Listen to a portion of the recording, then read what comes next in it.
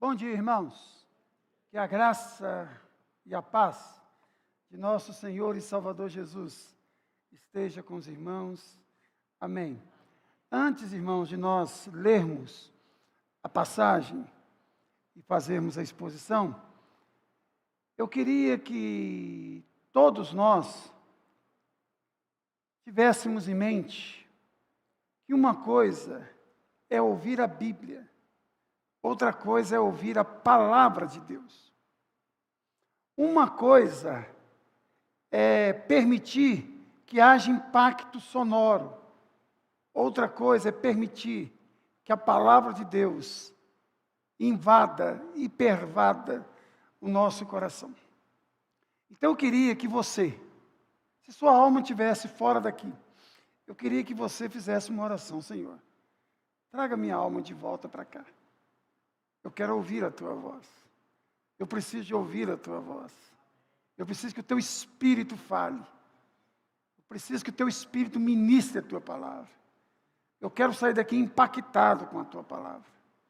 Eu não tenho nenhum compromisso com o Geraldo Márcio, mas eu tenho um compromisso contigo. Não quero ouvir a voz do Geraldo, quero ouvir a tua voz. O teu Espírito penere, de tal forma que a palavra do Geraldo Márcio permaneça na peneira, mas que a palavra do Senhor passe por ela. Curve a sua cabeça e faça essa oração. Romanos capítulo 8. Carta do apóstolo Paulo aos Romanos, capítulo 8, do verso 26 ao verso 30. Romanos 8, do verso 26 ao versículo 30. Uma passagem muito conhecida. Romanos 8, 26 a 30. Também o Espírito Santo semelhantemente nos assiste em nossa fraqueza, porque não sabemos orar como convém, mas o mesmo Espírito intercede por nós, com gemidos inexprimíveis. E aquele que sonda os corações sabe qual é a mente do Espírito, porque segundo a vontade de Deus é que Ele intercede pelos separados, pelos santos. Sabemos que todas as coisas cooperam para o bem daqueles que amam a Deus, daqueles que são chamados segundo o seu propósito. Porquanto, aos que de antemão conheceu, também os predestinou para serem conforme a imagem de seu Filho, a fim de que ele seja o primogênito entre muitos irmãos. E aos que predestinou, a esses também chamou. E aos que chamou, a esses também justificou. E aos que justificou, a esses também glorificou. Amém. Ó Pai, nós suplicamos em nome de Jesus, que o Senhor fale conosco esta manhã, para o louvor da tua glória, em nome de Jesus. Amém. Irmãos, há muitas teorias com relação ao homem, e há muitas teorias com relação a Deus. Por exemplo, segundo John Locke, nós somos fruto do meio. Ou seja, aquilo que eu sou tem a ver com o lugar onde eu fui criado. As relações interpessoais que eu tive. Ou seja, se eu nasci num ambiente hostil, a probabilidade de eu me tornar um ser hostil é muito grande. Se eu nasci em um ambiente violento, a possibilidade de eu me tornar um ser totalmente agressivo, violento, é muito grande. Para Freud, não. Para Freud, aquilo que eu sou tem a ver com a família que eu tenho, tem a ver com as figuras parentais. Ou seja, a forma com que papai e mamãe me criaram tem muito a ver com aquilo que eu sou. A minha personalidade foi criada a partir daquilo que eu recebi. Os geneticistas dizem que nós já nascemos com determinado gene. Se eu nasci com o gene do mal, mal eu serei. Se eu nasci com o gene do bem, bom eu serei. E outras tantas teorias. A Bíblia diz, no entanto, que eu nasci em iniquidade e em pecado concebeu a minha mãe. A Bíblia diz, de forma mais ampla, que todos pecaram e carecem da glória de Deus. A Bíblia diz que nós somos seres caídos, que nós herdamos a natureza de Adão. Há um Adão em nós, ou seja, nós temos a natureza adâmica. E às vezes eu percebo que muitos crentes ficam extremamente confusos com relação a quem eles são de fato. Puxa vida, eu sou fruto do meio. As minhas ações e as minhas reações têm a ver com o fato de que eu nasci no bairro tal, fui criado com fulano de tal, nasci da geração tal. Ou eu sou assim, porque afinal de contas, papai e mamãe fizeram isso e aquilo. Ou eu sou assim porque eu sou predestinado a ser assim. Eu não consigo ser outra coisa a não ser isso que eu sou. E eu já ouvi gente dizendo o seguinte: eu nasci com essa natureza, e com essa natureza eu vou morrer. Esse é o meu gênio. Eu nasci assim. É quase a síndrome de Gabriela. Eu nasci assim. Eu vivi assim. Eu cresci assim. Eu vou morrer Gabriela. Mas eu quero, irmãos, saber quem eu sou de fato, a partir daquilo que a Bíblia diz que eu sou. Tem um cântico gostoso que a gente canta aqui na igreja que diz: eu sou o que a Bíblia diz que eu sou. Eu vou onde a Bíblia diz que eu vou. Eu sou daqueles que de fato crê nisso. Eu creio que eu sou o que a Bíblia diz que eu sou. Que eu posso ir aonde a Bíblia diz que eu posso ir. Que eu não sou uma tábua rasa. Ainda que eu saiba que onde eu fui criado interferiu sim na minha personalidade. Eu não sou aquilo que papai e mamãe me fizeram. Ainda que aquilo que papai e mamãe me ensinou mexeu um pouco comigo. E nem tão pouco eu nasci predestinado a ser isso ou aquilo. Então é isso que eu quero falar com vocês essa manhã. O que a Bíblia diz que eu sou. E o que a Bíblia diz que Deus é para mim. É isso que eu quero saber. E a partir disso, eu quero viver. Eu sei quem eu sou. Eu sei quem Deus é. Eu sei quem eu sou para Deus. E eu sei quem Deus é para mim. E a partir disso, eu vou viver. É interessante que esse texto que nós acabamos de ler, ele é uma transição. Nos versos anteriores, o apóstolo Paulo estava falando do futuro, onde todas as coisas serão restauradas. Até a natureza, que hoje geme e chora, aguardando a redenção dos filhos de Deus, será redimida. Mas agora, ele sai do passado e ele volta para o presente. E a transição está aí, nessa palavrinha, também. Essa é a transição do futuro, do passado, para o presente, para o hoje. E ele faz essa transição fazendo uma afirmação tremenda.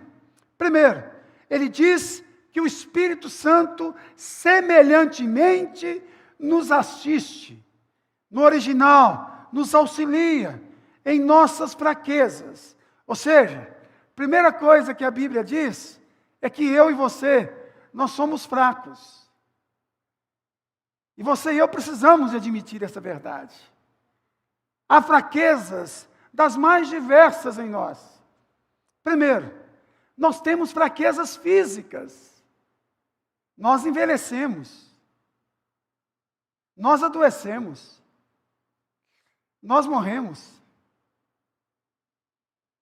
Um irmão lá de São Miguel, chamado Dimas, sentindo uma dor na perna, resolveu procurar um médico, 50 e poucos anos.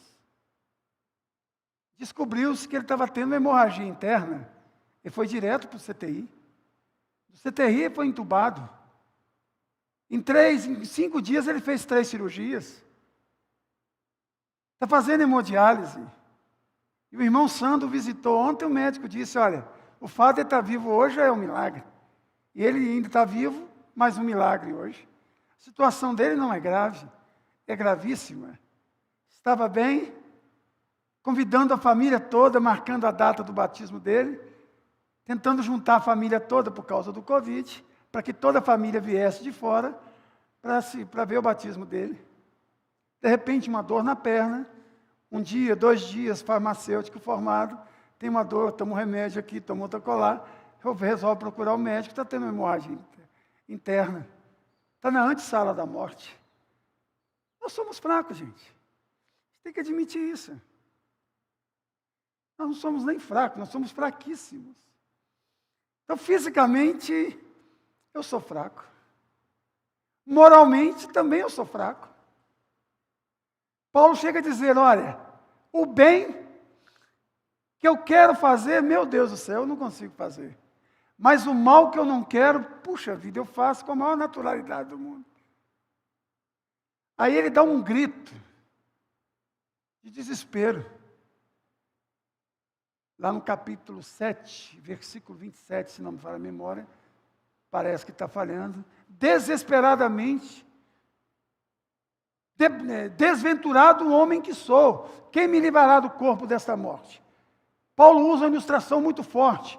É como se ele carregasse um cadáver amarrado no seu corpo, e este cadáver estava decompondo, e aquele cheiro horroroso subindo sobre as suas narinas.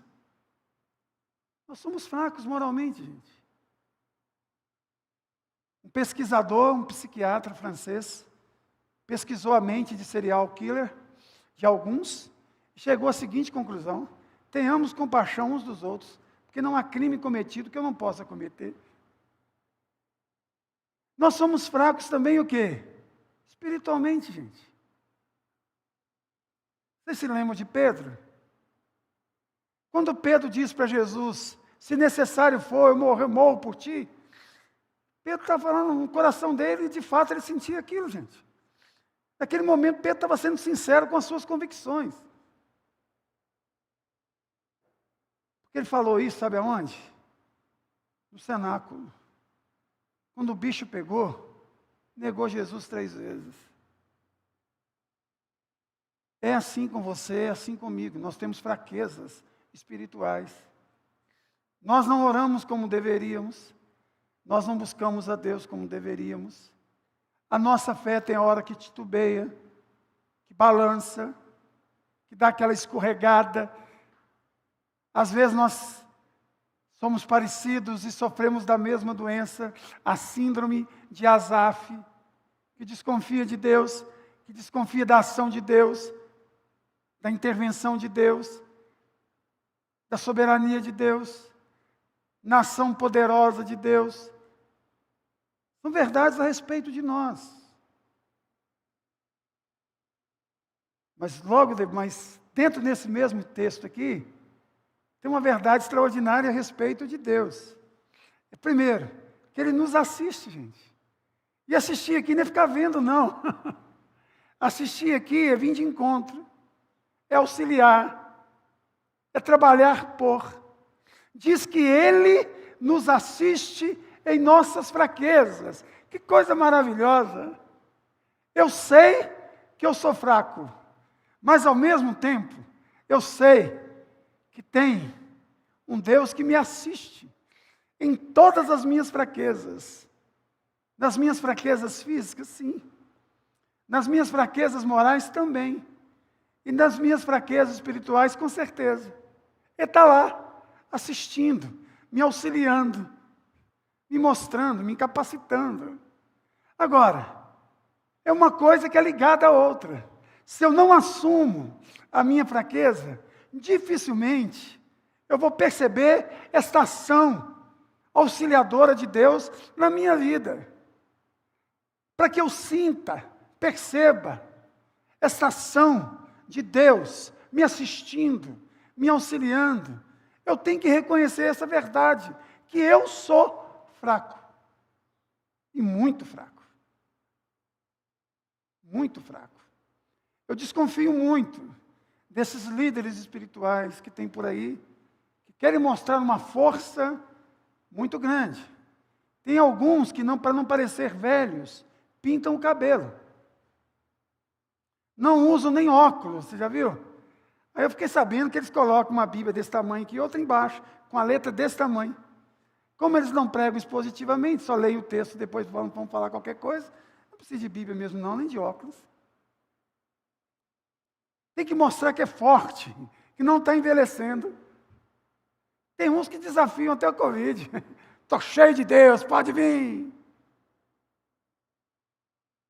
Ontem encontrei com um irmão muito espiritual, respeito muito a vida dele, de fato ele é convertido, de fato houve uma ação sobrenatural dele, mas ele fez uma cirurgia de 10 horas para extrair um câncer, e ele já falou, não tenho nada, estou curado 100%, o médico falou que eu tenho que fazer isso, mas eu estou curado em nome de Jesus.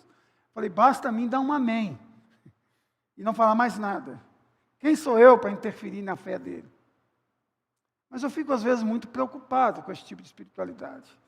Porque se ele não tiver curado, há uma grande probabilidade dele ficar extremamente chateado com Deus. E, às vezes, não é com Deus, é consigo mesmo. Porque ele acha que ele não tem fé suficiente para ser curado.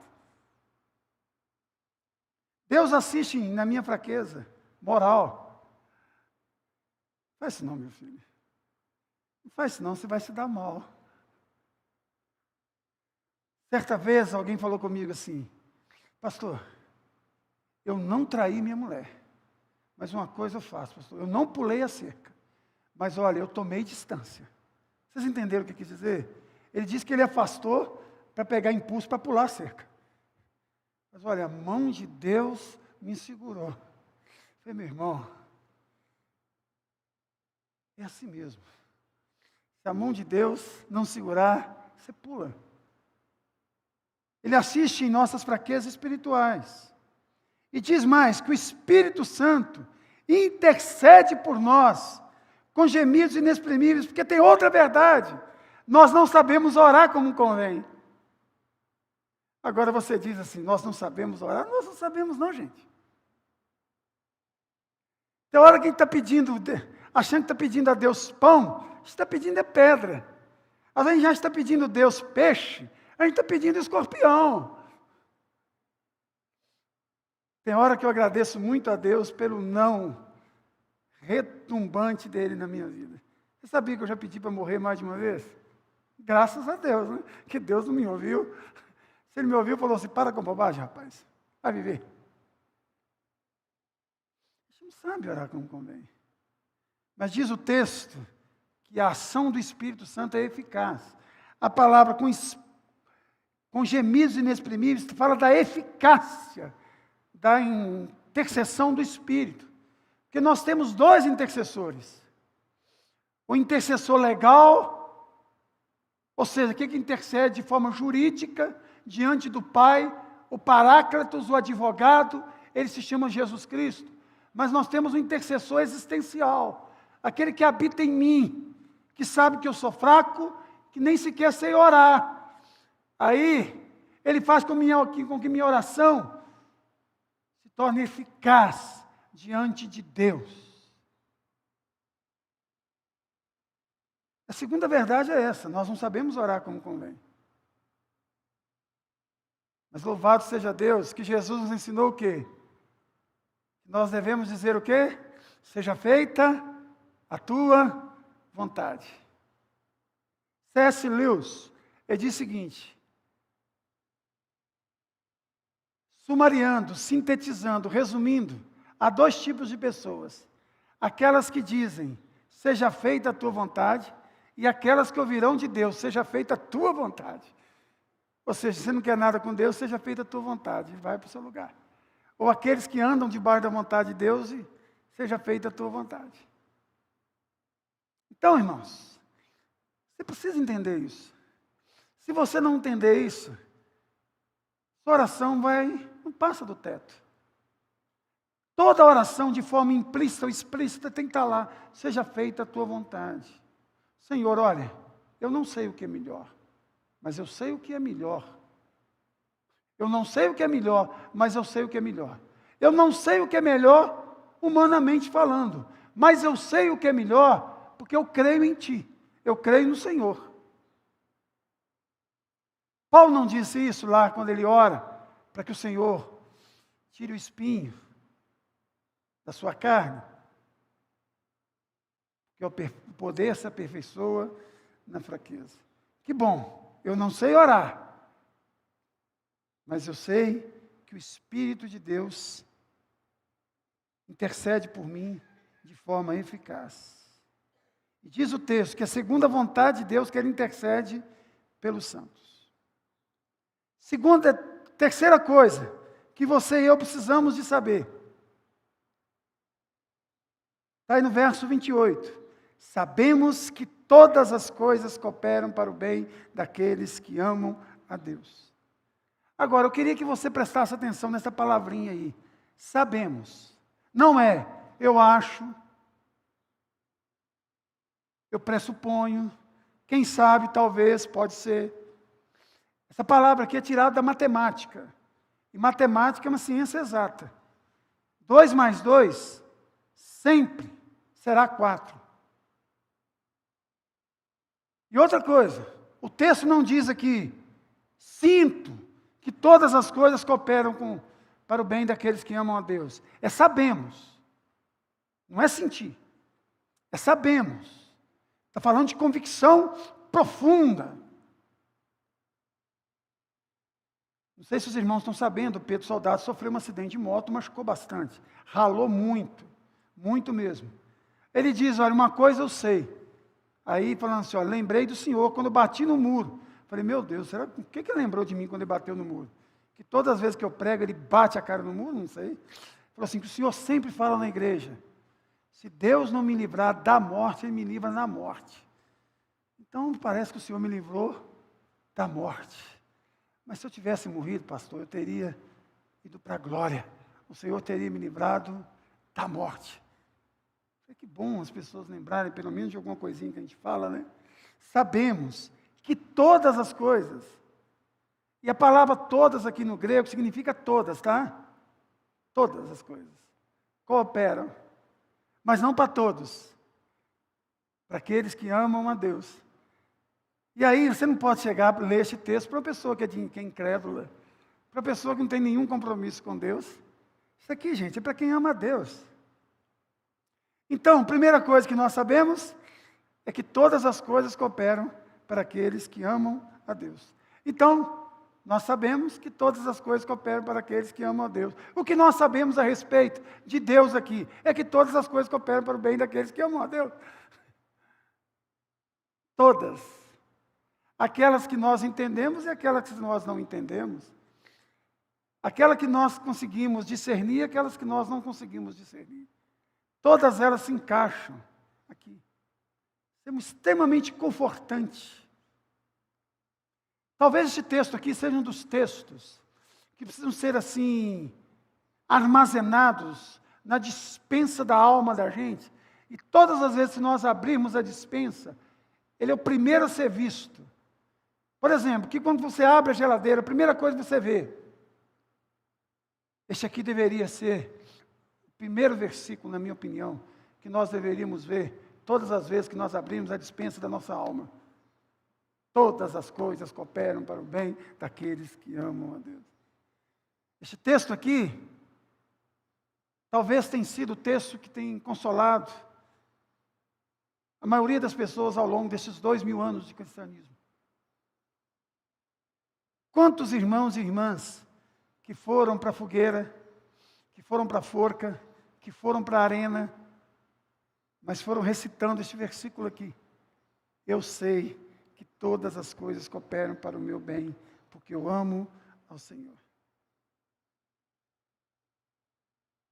Outra verdade gloriosa, que todos nós deveríamos saber, está no verso de número 29. Primeiro, porquanto aos que de antemão conheceu. Deus nos conhece desde sempre, gente. Deus sabe o número do seu CPF. Deus sabe a cor dos seus olhos. Deus te conhece desde sempre. Nós não somos estranhos para Deus. A gente lê esta palavra conhece aqui, a gente não tem nem noção do que significa isso aqui no texto. Conhecer aqui, gente, é muito mais de saber quem é. Conhecer aqui é a ideia de conhecimento íntimo. Por exemplo, José ainda não tinha conhecido Maria. Ou seja, José ainda não tinha coabitado com Maria. Ou seja, não havia intimidade ainda. Fato aqui é que Deus nos conhece de forma íntima, profunda. Nos conhece de antemão, desde sempre. Que nós não somos estranhos a Ele. Principalmente nós que somos crentes em Jesus Cristo. Nós somos conhecidos por Ele, por sermos filhos, por sermos ovelhas, por sermos a menina dos olhos dEle, por sermos discípulos de Jesus, seu Filho, por sermos habitados pelo seu Espírito. E diz o texto que Ele não só nos conheceu, mas que Ele também nos predestinou. Diz que foi Ele quem nos escolheu. Não fomos nós que escolhemos a Deus. Jesus disse para os seus discípulos, não fostes vós que escolhestes a mim. Pelo contrário, eu vos escolhi a vós outros. O próprio Deus dizendo para Israel, foi eu que escolhi vocês. E não escolhi vocês, porque vocês eram os mais nobres, os mais fortes, os mais valentes, os mais bonitos, os mais inteligentes. Eu escolhi vocês simplesmente porque eu quis. Você está achando, se eu fosse Deus, eu escolheria um sujeito igual eu? Mas nunca. Tem muita coisa melhor por aí. Diz que Ele nos escolheu. Isso é extremamente maravilhoso. Saber que Deus disse, olha, Geraldo é meu. Pega o seu nome e diz assim, fulano de tal é meu. Olha para você ver. Paulo estava indo matar cristãos.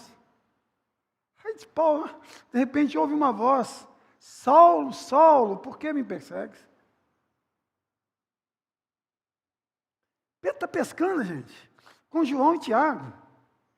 Jesus passa, prega um sermão no barco de Pedro e diz, Pedro, doravante sereis pescadores de homens. Ele encontra Natanael, um sujeito extremamente preconceituoso, faz uma revelação daquilo que Natanael estava pensando debaixo de uma figueira.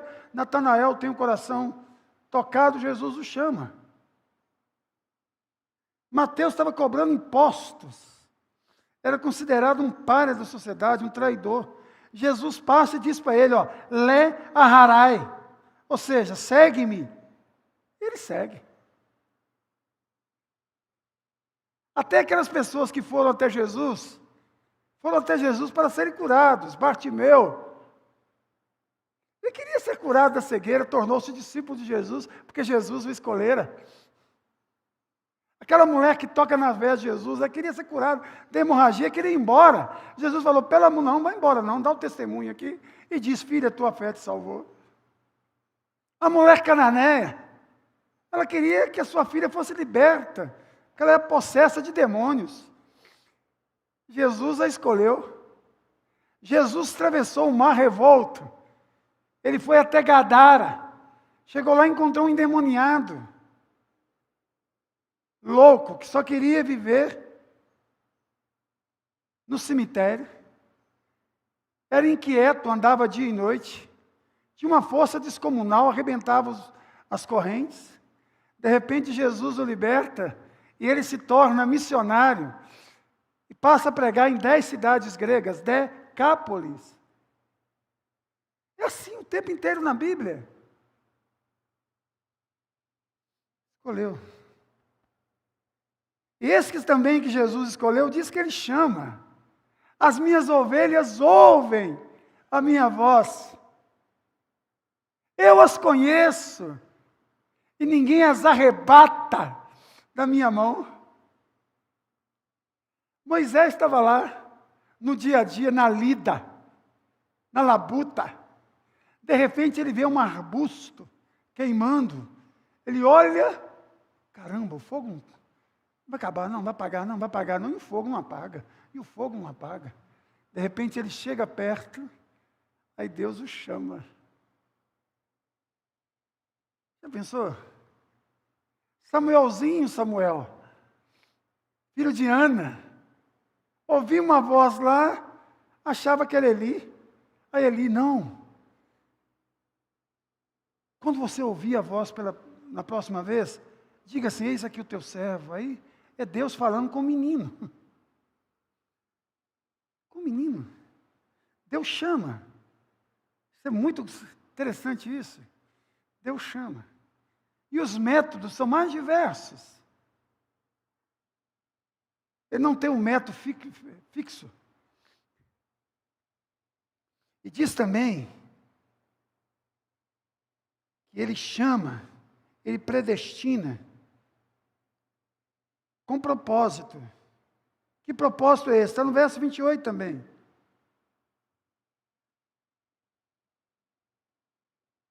Para serem conforme a imagem de seu filho, a fim de que ele seja o primogênito de muitos irmãos. Quem eu sou, quem Deus é, e qual é o propósito dele para mim? Que eu seja parecido com quem? Com Augusto Nicodemos? Com Jesus, gente. Com Jesus. Se alguém passar na rua e falar comigo, o senhor é pastor? Eu falei, sou. O senhor tem uma profecia para mim? Claro que eu tenho. Tenho toda hora. Então tá, o que você quer? Eu quero saber qual é a vontade de Deus para a minha vida. Fica tranquilo. Calma aí. Você tem uma Bíblia aí? Não. No celular? Tem. Abre então.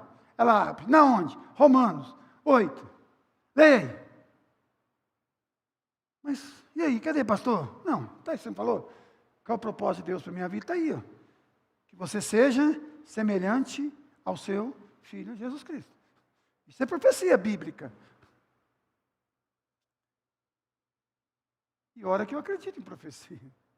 Mas essa aqui não falha. Eu estou profetizando para todos vocês aqui hoje, sabia? Inclusive para mim. Se você entrou aqui, eu quero saber qual é a vontade de Deus para mim.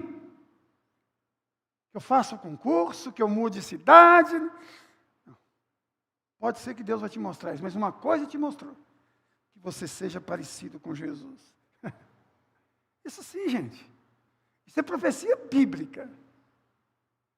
Tem muita profetada por aí. Pouca profecia. Aí, irmãos, ele vai elencar agora, e é tão interessante isso, no verso 30, que ele vai crescendo, por exemplo. E aos que predestinou, chamou. E aos que chamou, justificou. E aos que justificou, glorificou. Olha o processo aqui. Ele não escolhe e deixa a mercê. Ele não chama e deixa o indivíduo surdo. Ele não justifica e deixa o indivíduo perdido. E a palavra justificar aqui talvez seja uma das palavras mais fortes da teologia cristã. É fazer justo. Ou seja, Jesus recebeu naquela cruz a minha injustiça e transferiu a justiça dele para mim. A Bíblia chama de justiça imputada, ou seja, creditada. Vou dar um exemplo simples aqui. Lá no banco do céu, eu tenho uma dívida impagável. Tem aquela parábola do credor incompassivo? Essa parábola contra isso. Não tem como pagar. Aí diz que Jesus pagou a minha conta. Por isso que ele diz, está consumado, no grego tetelestai, a dívida foi rasgada. Pagou-se a dívida. Pagou, gente. Ele chama e ele justifica o pecador. Aí diz que há outro processo aqui, que é o último. Glorificou. Mas interessante que todos os verbos aqui estão no passado. Chamou, predestinou, chamou, justificou. Mas talvez o último verbo esteja errado, não? Não, gente. Porque Deus habita no eterno agora. Antes de luz veio cruz. A Bíblia diz que Jesus é o Cordeiro de Deus que foi imolado antes da fundação do mundo. Irmãos, eu prometo dar uma caixa de bombom para quem souber de cor Efésios 2:6. Quem souber Efésios 2:6. Eu vou abrir aqui, mas eu sei, tá? Eu vou abrir aqui, mas eu sei. Você pode abrir também. Pode projetar para a gente aí, Estevão. Vamos ler juntos? Vamos lá? E juntamente com ele nos ressuscitou e nos fez assentar nos lugares celestiais em Cristo Jesus. Vai chegando a hora do almoço, a gente vai perdendo energia, né? Vamos ler mais uma vez? Vamos transpor a máscara aí com a voz mais potente, vamos lá? E juntamente com ele nos ressuscitou e nos fez assentar nos lugares celestiais em Cristo Jesus. Aleluia. O verbo está errado aqui também, não, gente? Nos fez assentar? Não é nos fará assentar? Irmãos, nós temos duas cidadanias, terrena e espiritual. Já falei isso aqui 1000 vezes, 1001 hoje. Se alguém perguntar para você agora, onde você está? Se você sabe o endereço, você vai dizer, Avenida Maria de Castro Silva, 379, bairro Vale do Sol, não é? Cidade Viçosa, Estado Minas Gerais, país Brasil, hemisfério sul, planeta Terra. Mas se alguém perguntar biblicamente, espiritualmente, nós estamos assentados nos lugares celestiais em Cristo Jesus. É assim, gente. Perceberam que a gente precisa saber quem nós somos? Eu não sei orar como convém, é fato. Eu sou fraco, é fato. Coisas acontecem na minha vida que cooperam para o meu bem, mas muitas vezes não compreendo. Mas tem coisas gloriosas. Eu fui chamado por Deus, escolhidos por Deus. Jesus morreu por mim. Eu me encontro nos lugares celestiais em Cristo Jesus. Agora, estou caminhando para o fim. A maioria das vezes, o que ocupa o seu coração e o meu é o quê? São aquelas coisas negativas que a Bíblia diz a respeito de nós, você já viu? Eu sou miserável mesmo, eu não sei orar como convém mesmo, eu estou ficando fraco mesmo, não tem jeito. dificilmente a gente consegue entender. Todo este processo faz parte da nossa cidadania terrena. E que ainda que o homem exterior se corrompa, como diz Paulo, envelheça, há um processo no homem interior que se renova a cada dia. E que esse que me chamou, é o mesmo que intercede por mim. Que sabe das minhas fraquezas. Que sabe que de vez em quando eu titubeio na fé. Mesmo assim, Ele me chamou. Com todas as minhas ambiguidades, com todos os meus equívocos e pecados, Ele em Cristo Jesus me justificou.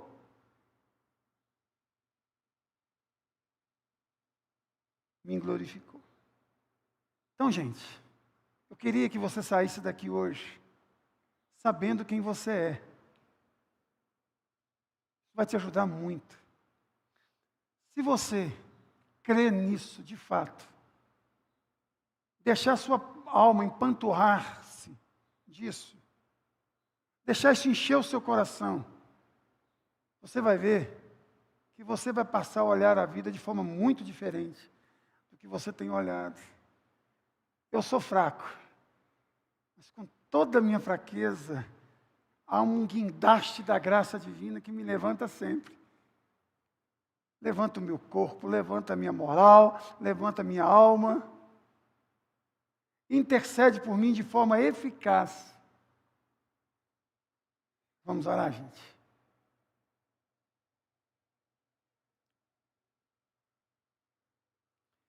Eu queria chamar você a uma fé também, não essa coisa de ficar sentindo. Eu fui no culto hoje, eu senti a presença de Deus. Isso é muito subjetivo, gente. Tem gente que sente arrepio, só sentiu arrepio. Não mudou nada. Nossa, pastor, eu arrepiei todo. No outro dia, não, passou arrepio. E aí? Não, só arrepiei. Um dia eu cheguei aqui na igreja, ia ter um louvorzão. Aí, uma irmã chegou perto de mim, toda animada.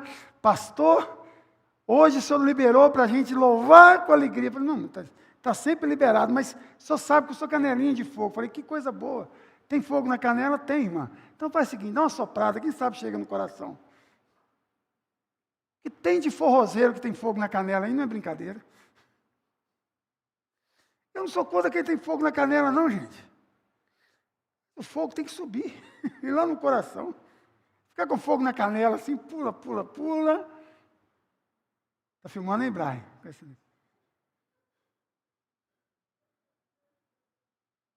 Dá uma soprada, irmã. Nossa, pastor. Não estou falando para o mal. Fogo aqui, ó. Fogo aqui. Se tiver na canela também não tem problema, não. Nunca tive problema com isso, gente. Nunca tive. Creio em tudo isso. Tem fogo no coração também. Vamos orar, gente. Curve a sua cabeça, por favor. Em reverência a Deus.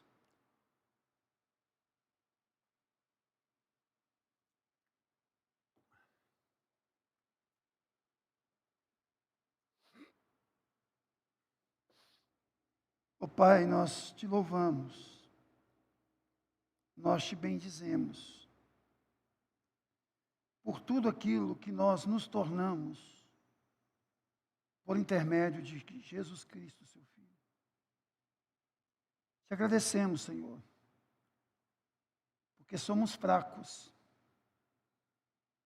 mas o Senhor é forte, e tudo podemos no Senhor que nos fortalece. Louvado seja o teu nome.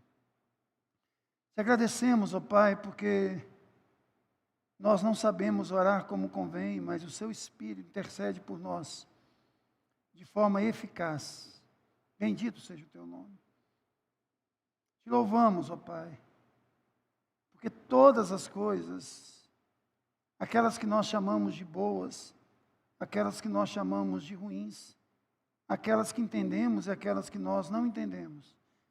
Todas elas cooperam para o nosso bem. Bendito seja o teu nome.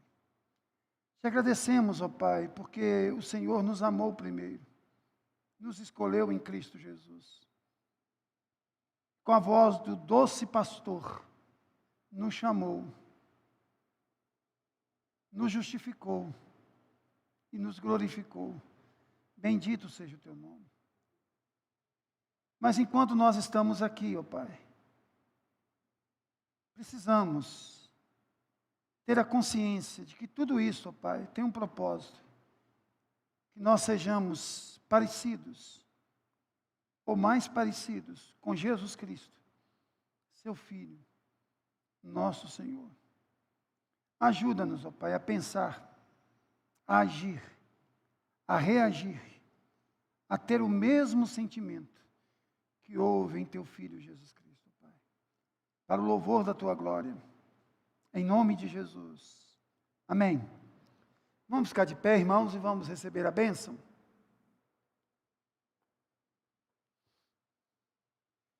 Meu querido irmão e minha querida irmã, que o Senhor esteja ao seu lado, como grande amigo e companheiro de jornada.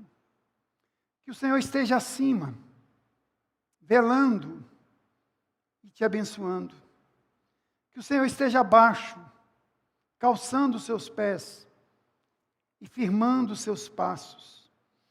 Que o Senhor esteja atrás, guardando-te de todo o mal, te defendendo de pessoas más. Que o Senhor esteja à sua frente, iluminando a sua caminhada. Que o Senhor esteja dentro de você, dando força, coragem e, principalmente, vontade de viver nele e por ele. Que o Senhor esteja ao seu redor, te abraçando, te envolvendo completamente com o seu amor. E que a graça de nosso Senhor e Salvador Jesus Cristo, o amor de Deus o Pai e o ministério do Espírito Santo esteja sobre todos nós, queridos e amados do Senhor, não somente hoje, mas para todos sempre. Amém. Que Deus